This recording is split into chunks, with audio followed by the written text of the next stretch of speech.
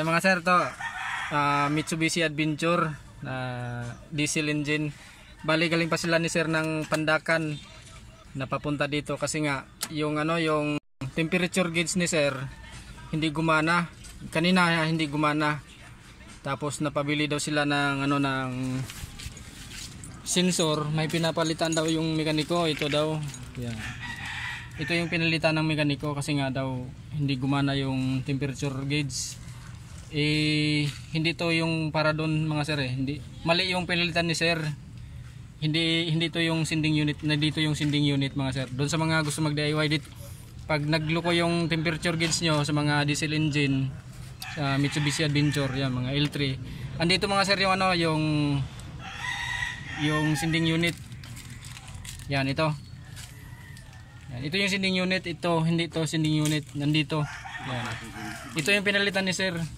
Pero nung chinik ko kanina, ito buo pala yung sending unit niya. Ang problema lang mga sir, yung marumi, corroded yung socket, ayan Yan. Nilagyan ko na ng ng contact cleaner, ayan. Nilagyan ko ng contact cleaner, nung binalik ko, okay na siya. Gumana na.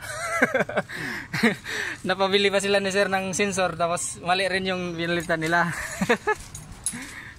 Yan, ito. Ito mga sir, gumana na siya nung nalinisan ko yung ayun, nag-loose na naman sir. Tsaka medyo maluwag din yung yung socket. Pakigalaw daw sir sa socket.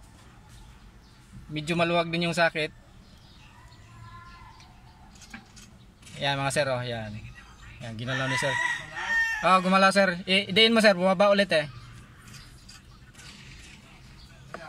Nawala. Yan, nawala. Yan mga sir. Ang problema lang doon mga sir, yung socket marumi tapos medyo may kaluwagan din yung socket. Yan. Tapos nagpalit pa sila ni sir ng sensor na hindi rin yun ang dapat pinalitan. Pag halimbawa mga sir, ayaw gumana, bumagsak na ulit. Nagloko talaga yung socket.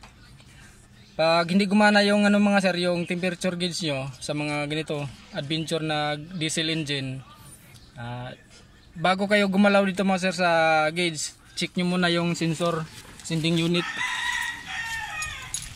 Yan, ito yung sending unit mga sir, yan. Hindi ito. Ito yung sending unit. Baka kasi magkamali na naman kayo. Ito yung palitan nyo. Ito yung para doon sa gauge mga sir, yan. Ito yung sending unit. Bago kayo magpalit ng sensor mga sir, ng sending unit, i-check nyo muna yung wirings. Yan. O kaya yung socket, katulad nito, marumi yung socket, tapos maluwag din. Kaya hindi gumana. Nung nalinisan ko, gumana siya, pero naglulos pa rin siya ngayon. Higpitan ko na lang yan mamaya. Pati ito yung mga ko yung tapos nung nagtanggal sila ni sir dito sa gauge, kasi chinik daw dito, buti hindi rin ginalaw ng mekaniko yung temperature gauge. Sinilip lang daw nila yung likod. Nung binalik nila, hindi na nagloko na tuloy yung yung speedometer, hindi na gumana. Baka hindi lang naayos yung kabit yung ng kable. Iayos ko na lang mamaya. Pero hindi masira yung mula doon nga yung kable niya, tok-tok. Hindi sir, hindi. Nag-loose talaga sir yung socket Sige lang, iipitan mo. Pakidiin daw sir. Pakidiin daw.